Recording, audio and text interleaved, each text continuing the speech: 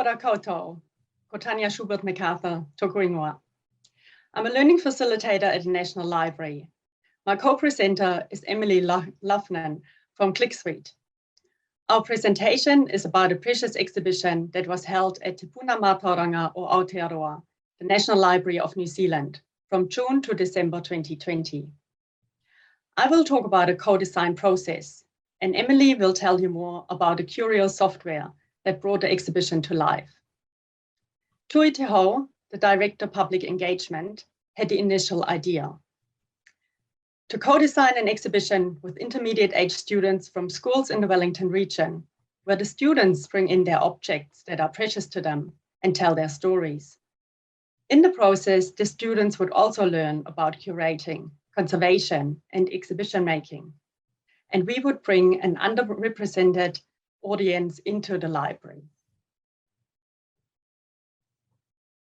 7 schools participated, ranging from inner city to rural, Steiner to special needs.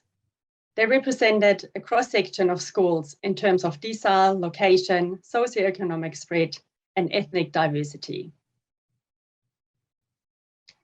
The Precious Workbook featured activities addressing cultural identity and sense of belonging.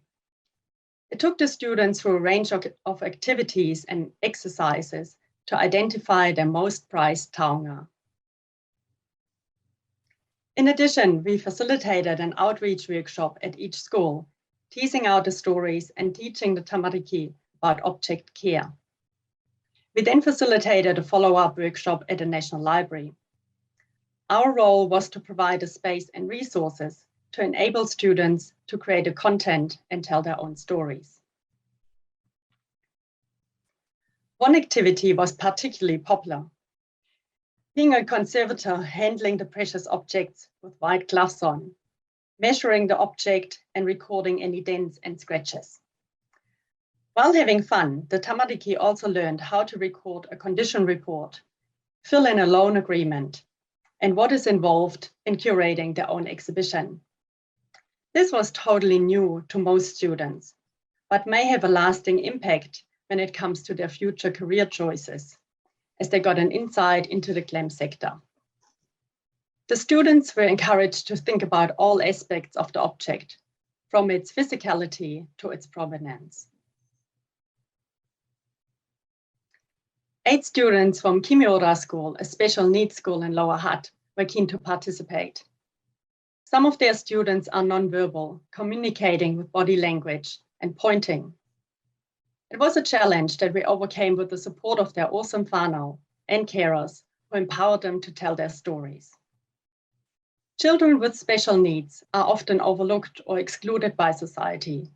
So to bring them in and shine a light onto their personalities was a joy and added a depth to the exhibition. For the other students, it was surprising to see that the objects the Kimiora students chose were not so different from their own, and that someone in a wheelchair could be the biggest rugby fan. To create a Curio platform content, we set up a studio for the students to record their stories. This deepened engagement from the students. Being from the TikTok, Instagram generation, it satisfied their interest in digital exploration and added a celebrity feeling to the experience. This really allowed us to bring the students' voices and personalities into the exhibition gallery. By doing so, we created an experience for the children which was exciting and relevant to their age. The students also made a video clip about their school, and they blew us away with their creativity and video editing skills. And my favorite was one school doing a rap. Our colleague, Marcelo Duque Cesar, who worked as a fashion photographer in Brazil, took beautiful studio portraits of the students, as you can see here. These featured on the double-sided label cards, together with the students' written stories. To create an exhibition which valued each student equally, we hung the label cards from the ceiling. One student said it was like a forest of dangly cards that visitors could walk through and engage with the stories. The hanging techniques created a sense of discovery when moving through the space. it was also accessible for the kids in wheelchairs. And after the exhibition finished, the students took home their labels as a keepsake. The objects that the students chose were often soft toys, sports equipment, cultural objects, instruments, and jewelry, as well as a PS4 player, things you would expect from tweens. But at the same time, each story was unique, even if the object was the same. They often revealed a subtext, for example, the relationship with a grandparent on the other side of the world, the traumatic loss of a baby sister, or the divorce of parents. The objects became the vehicle to tell these stories and connect with others.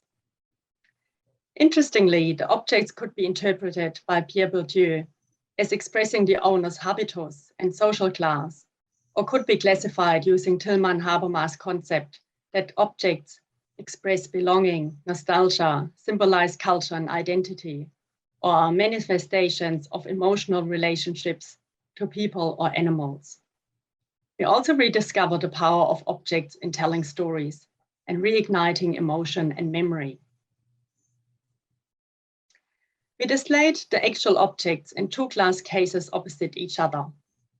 Rather than emphasizing difference, it was striking how similar we all are and how easily we can relate to each other through objects that bring back memories, evoke emotions, or remind us of our own childhood. The students found it thrilling to see their objects displayed beautifully by exhibition specialist Peter Ireland in locked cases like Taonga of national significance. The message was loud and clear. Your stories matter. You matter. The combination of these traditional display cases, the hanging profile cards, and the iPads with the recorded curio stories created a multimedia exhibition which appealed to all ages and turned the students on to the National Library. This was a transformative experience for some. As feedback from the students illustrated, the National Library went from being, in their words, weird and boring to amazing and fun after the experience. An important part of telling those stories was the inclusion of interactives, which Emily will show you now. Over to you, Emily. Kia ora e te whānau. I feel like the NDF is definitely my whānau. Even though we're not in person, it's lovely to be back in the NDF fold again. So as Tania said, that the two interactives that you can see there are positioned in the exhibition in front of the display wall of objects. And so what you can do is touch on a screen and find out the story that's displayed about that specific object. You can see the reaction of the children when they see themselves on screen. They absolutely are blown away at seeing their own media and their own stories and their own voice in somewhere so new to them as a gallery in the National Library. So I am going to share my screen with you now, and I will show you what you can see here is the actual interactive, one of the actual interactives that was in the exhibition. So it has a main menu with all the objects on it. You can click on an object and up comes the story. My hobbies are playing the ukulele, the bass, and the guitar. My precious object is the Psalm Bible, and it's precious to me because I'm in love with my culture and I love God. So it was a gift from my auntie, and my dad just, like, he loves using it. He every Sunday he goes to church and reads it. When I look at the Bible, it reminds me of my auntie and my beautiful village, Wailoa. So you can immediately see the power of bringing those stories in and how each one of these objects has such a personal story. So we've got the main objects on the screen, and also down at the bottom right, you can see a couple of overview buttons. And this is one of my favorite videos too, because it's a little bit even further in the language of the child. And this is Jessica talking about her chair. A history chair. I chose this chair because it's been in my family for 67 years. It was owned by my grandma first, who then passed it down to my dad, who has then passed it on to me. I asked my dad about the chair. He said it was bought in a store, Kirkcaldy and Staines, by my grandmother's mum in 1953. It is made out of wood and also has a small wind-up music player. The music under this video has come from the chair. Which is a gorgeous story, and I think just talking to Tanya's reference to this TikTok generation, it's actually quite nice to even put the creative power into the hands of the children and let them choose exactly how they're going to tell their story. So what I'm going to do now is just share again with you my screen and show you in the background how the software works from the National Library's point of view when they log in and manage this interactive. So Curio is an online platform. The library already has a license to Curio. They've been using it for many years now to make touchscreen interactives, as many places around Aotearoa are. And it lets you create these interactives online and publish them to a touchscreen in the gallery. So this is what it looks like in the back end, the National Library's various projects that they have on the go. And if I go into one of these, I select the project, then I can see an image. And this is what we call in the back end the hero image. So it might be a photograph of an object, or it could be a montage graphic, as in this case, or a map, or any other object that you might want to display. And then on those, you add in these little highlights. So we have highlights here, which have all been named according to the child whose story they are. If I click on one of them, I can see that it allows me to add in text and names and titles that will all pop up on the interactive screen. And I can manage the content of that anytime I like.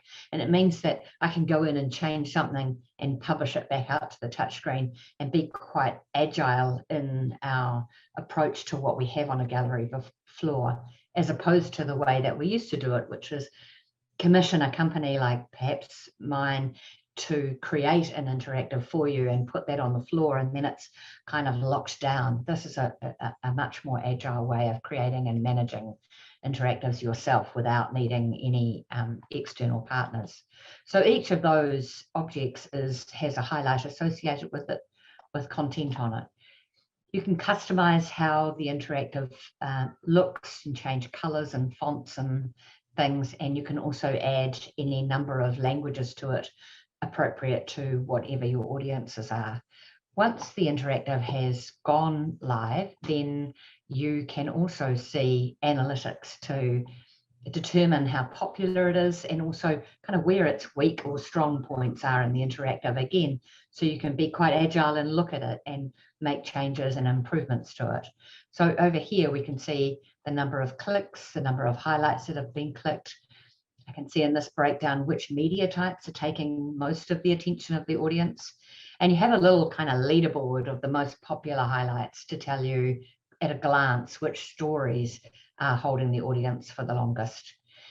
And then on the touchscreen itself, we give you a heat map that shows you where the people have been touching or zooming in on an object to try and find more stories. If I turn on my little highlights that I've made over that, I can see which ones they are and just visually see which objects are most popular.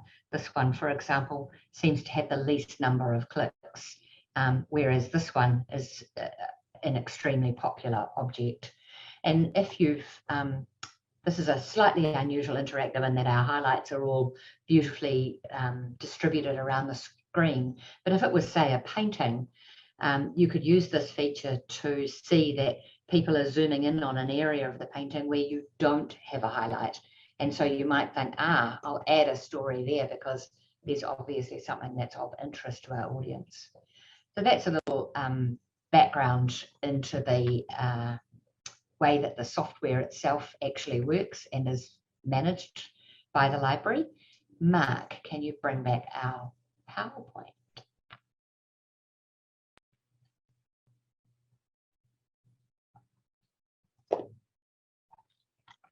And so yeah, that gives you a little bit of an idea of behind the scenes. You can go online and set up your own account, and it's free to make an interactive and publish it and have a try of the software. These are images from the opening of the exhibition, and the children were involved in setting up those opening nights and deciding how to welcome guests into the exhibition space, which again, just, you know, involving them in the design and layout of the exhibition. These are some links that you might find useful to find out a bit more information about the exhibition itself, and the workbook that Tanya was referring to, but also the software that we have there, and how to contact Tanya or myself if you have any questions.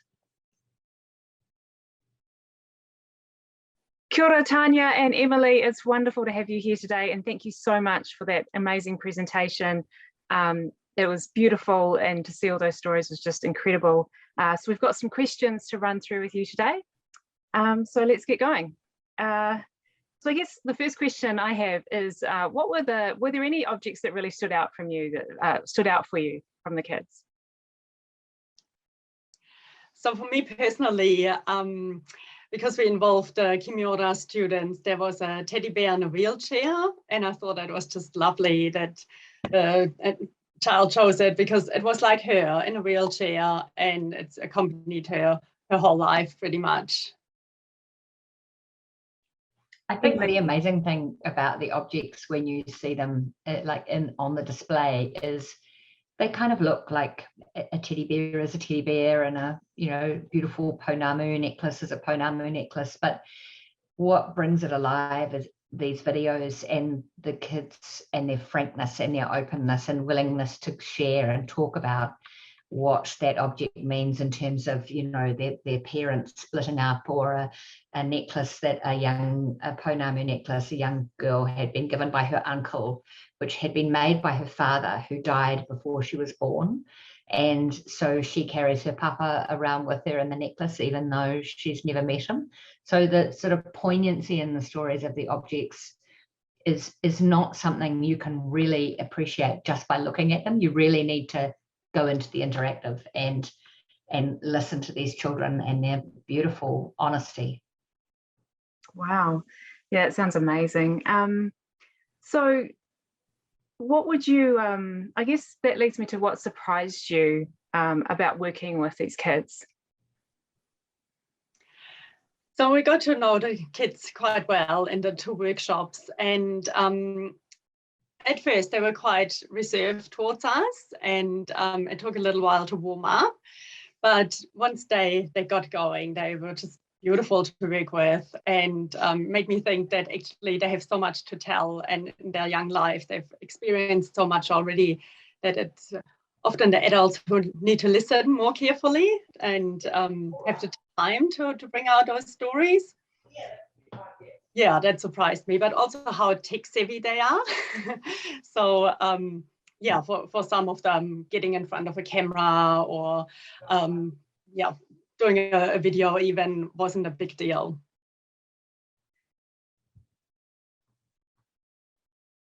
Emily, was there anything that surprised you with working with these kids? Oh, just really, I touched on it already, just their frankness, their openness, their willingness to share very deep and personal stories. I think if you did the same thing with adults, you probably need to do quite a bit of warming up to get them to that point, but the kids would just say it like it is. Amazing. So with that in mind, what would you do differently next time if you were to do this again? I think I would give the kids even more control. So we were quite scripted in a way, like we had our exhibition model in mind, and the labels were on a template, so they all looked very similar. We gave them, like sentence starters to like start their intro and start their story. to streamline it and make it manageable, but at the same time that was limiting their creativity a bit. And next time I would probably just give them the camera and say, film each other and go for it, because they have the skills and they didn't need us as much as we thought.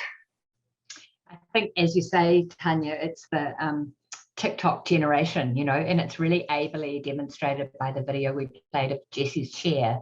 So Jessie's video is much more what you would expect to see that she would put on TikTok, rather than she does have a video where she follows the structure, but this is kind of like a bonus extra. And it's got the music from the chair playing in the background. It's a musical chair, and it speaks of her creativity. So yeah, I think that would be something I would love to see. So it's got more of a sort of TikTok feel in the interactive, and just trusting them to express themselves. So is this something that could be repeated by other communities, or maybe you're going to do it again and evolve it? Is there opportunity for that? Yes, absolutely. And because we developed the Precious Workbook, which is downloadable from our website, some schools have opted to just print out those workbooks and do their own exhibition at their school. So I know that Kandala School has done that, and it's an easy resource to use either as a whānau or as a school. Gives you the tools you need to do an exhibition, and it could be a fun activity for a family even to just talk about the objects they have at home and what they mean to them. So I think it's a great concept that could be replicated. And I know from a Curio point of view, we have other customers who are using it, one in particular in Australia who is looking at doing an exhibition involving the community in a similar way, but based around what was an item that kind of saved your sanity during lockdown. Bring it in and record those stories, and let's talk about it and learn more about each other and kind of sharing. And I think part of the thinking of that is to sort of bust a little bit into the sort of mental health and wellness during lockdown, and the importance of that, to keep us all sane. So I think there's lots of ways that the concept can be used to involve a community in an exhibition. It's sometimes I feel that we can end up being a little bit precious. We're a bit guarded, and labels are always written by this type of person, and exhibitions are always designed by this type of person. And sometimes it's just quite nice to break the rules down a little bit and riff with it and let your community say what they've got to say. Yeah, so did you get a good community response to this, and what sort of impact do you think it had? Yes, we got absolutely flocked by proud parents, and the children would bring in not just the parents and grandparents, but the auntie and uncle and cousins as well. And it was lovely to see the National Library being this hub for a younger generation, especially at their opening night. But they would keep coming back, and you would see them on the floor and, showing people proudly their product in the exhibition. So I think it was amazing to have a usually underrepresented audience there, and having people who owned the place, when usually they would just walk past or maybe had never been in before. Because they were represented in the exhibition, it felt like it was their place. And that's what we try to achieve. Yeah, I think, what you've got is an audience that's deeply engaged, and it's the most brilliant and cheapest marketing ploy ever. Oh, that's awesome. Thank you so much. That's all the time we've got for questions. And thank you guys again for sharing that. And and just those beautiful stories from those children was just amazing. So thank you very much, and I hope you enjoy the rest. Thank you.